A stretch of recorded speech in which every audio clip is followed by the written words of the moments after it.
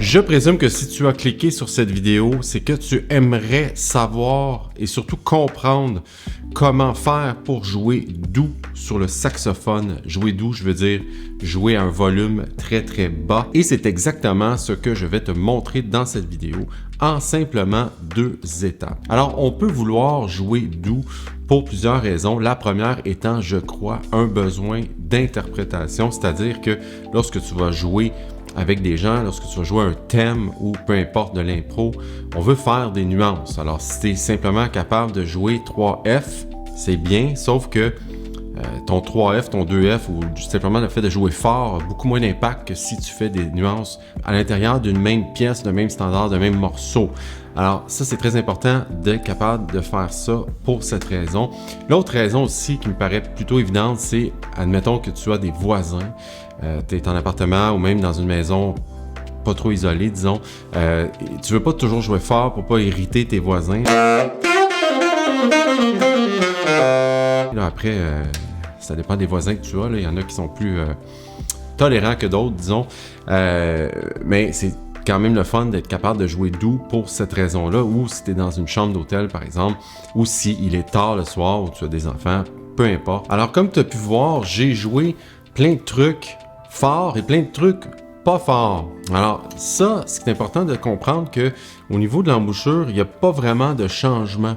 S'il y en a, c'est vraiment minime. Là où on va vraiment se concentrer, c'est au niveau du soutien avec ton ventre, avec ton diaphragme. Alors, il y en a qui disent que c'est pas le diaphragme. Moi, je l'ai appris comme ça, puis ça va plutôt bien. Alors, je te le partage de la même façon.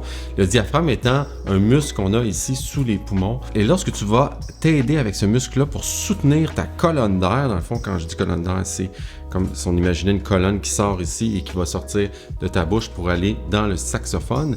Alors, c'est là que la pression, le soutien ici va être extrêmement important, primordial en fait, pour avoir le contrôle, à savoir si tu veux jouer fort ou pas fort, tout en conservant une bonne qualité sonore, un son qui est le plus large possible.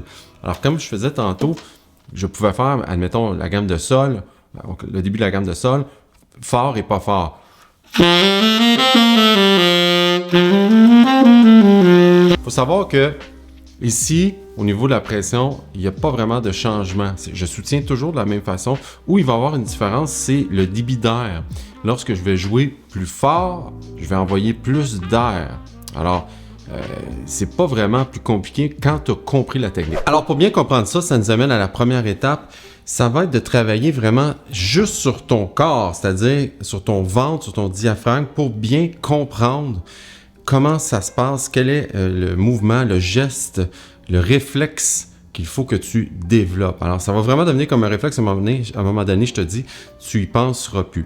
Alors, qu'est-ce qu'il faut faire tout d'abord? C'est de respirer de la bonne façon avec ton diaphragme. Alors, comment on peut faire pour essayer de démystifier ça, de conscientiser ça? Moi, c'est de la façon que je l'ai appris. En fait, à quoi on veut penser, c'est 1, 2, 3. C'est-à-dire de remplir ça ici, 1, 2, 3, et non simplement de remplir cette partie-là. Et souvent, quand on dit prendre grande respiration, les gens, qu'est-ce qu'ils font? Ils vont faire ça comme ça. Alors là, qu'est-ce que je viens de faire? Je viens de remplir cette section-là, le haut de mes poumons, ce qui fait que tu n'as aucun accès à ton diaphragme finalement. Donc, c'est vraiment un problème parce que qu'est-ce qu'on veut? C'est avoir une pression d'air ici. Alors ça, c'est important de le conscientiser. Et comment on fait? En fait, je vais mettre de côté pour que tu vois bien. Je vais mettre ma main ici sur mon ventre. Et qu'est-ce que je veux qu'il se passe? C'est que je veux que ma main sorte ici de mon abdomen. Et là, je vais savoir que j'applique la bonne technique. Alors ça, en passant, c'est une technique. Donc, ça s'apprend. Il n'y a pas une histoire de talent là-dedans. Là. N'importe qui est capable de comprendre comment ça fonctionne et de l'appliquer à son instrument. Tous les instruments avant, en fait, ça serait bon, et même le chant. Alors, voilà ce que je vais faire ici de côté. Tu vas voir ma main qui va sortir de mon ventre. OK? Un peu, quand même. Pas tant que ça, parce que j'ai pas une grosse bédaine. OK? Comme ça. Alors, tu vois, ce qui est arrivé, c'est que ça s'est rempli, ça s'est rempli, et ça s'est rempli. Je le refais. Je vais expirer. Donc, j'ai appliqué ce que je te disais tantôt, 1, 2, 3. Et en faisant ça, maintenant, je suis capable d'appliquer une forte pression ici avec mon diaphragme, avec mon abdomen. Et c'est ce qui va faire que je vais avoir un bon contrôle du son, comme ça. Et là, ce que je fais, c'est que j'imite comme si je soufflais dans un ballon. Tu vois les ballons de fête, là? Quand on va souffler dedans, là, quand on souffle dedans, c'est très petit, très étroit, et on va appliquer une pression. Certaines personnes, des fois, vont être étourdies, vont faire de l'hyperventilation en faisant ça parce qu'ils ne font pas la bonne technique. Je pense que tout le monde, à un moment donné, trouverait son compte si tu gonfles 400 ballons en 15 minutes. Sauf que si tu as une bonne technique, tu vas quand même tomber dans les pommes après tes amis. Alors, la façon que tu peux le travailler avant de prendre ton saxophone, disons, c'est de faire ça comme ça. Tu vas faire la bonne technique. Et là, tu vas faire comme si tu soufflais dans un ballon. Pourquoi je veux que tu fasses ça? C'est parce que tu vas concentrer ton air et tu vas appliquer une pression et tu devrais techniquement sentir une genre de légère pression ici. Tu vois? Donc, ce n'est pas plus compliqué de jouer fort que de jouer doux sur le saxophone. Une fois que tu as bien compris cette technique-là et la prochaine technique que je vais t'expliquer qui se passe ici. Ça, c'est important aussi de bien centrer ton air au niveau du bec ici pour que ça fonctionne bien.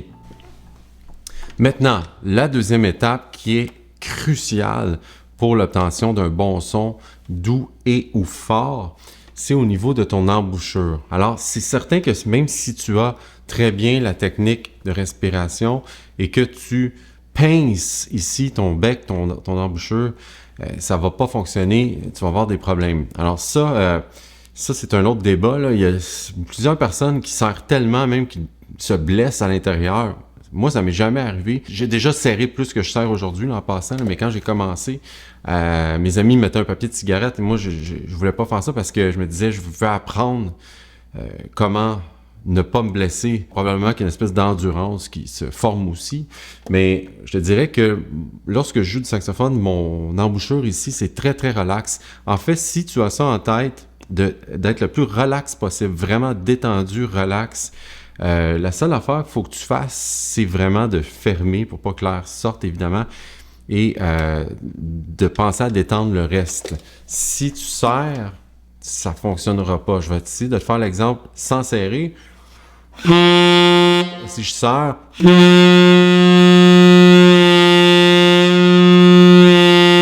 vois, il y a vraiment une différence là, au niveau du son. On entend que ça fait vraiment ça ou ça. Et l'autre immense avantage que tu vas avoir aussi de maîtriser cette technique-là ici, de respirer avec le diaphragme, de pousser, c'est-à-dire avec le diaphragme, c'est que ton son va vraiment élargir. Tu vas t'en rendre compte. C'est un exercice qui est de base, sauf qu'il est très, très, très important pour bien comprendre comment grossir, avoir un gros son de saxophone. Si je ne soutiens pas, ça va être un peu comme si je serrais mon bec. Regarde bien mon ventre, quand je vais soutenir, tu vas le distinguer tout de suite.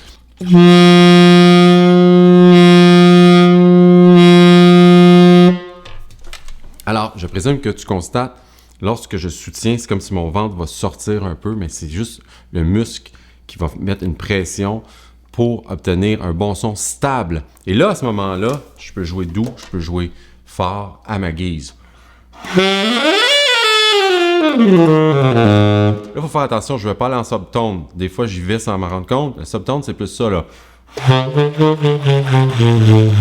Alors, vraiment, pense à ça. Ton ventre ici, mais aussi de rester très, très relax ici. Tu ne veux pas pincer. Tu vois, là, je pince, là, mon son, ça ne marche pas, là. Si je pince pas. En tout cas, moi, je l'entends d'ici, là. C'est vraiment plus gros. Ça va sembler être un petit peu plus bas aussi sur le pitch, mais ça, tu peux t'ajuster après. Si tu sens que ton pitch a descendu, tu as juste à rentrer un petit peu, puis ça va être correct aussi. Si tu voulais avoir d'autres conseils sur le saxophone, je t'invite à cliquer sur la playlist que tu vois juste ici. Et moi, je te dis à très bientôt dans une prochaine vidéo. Salut!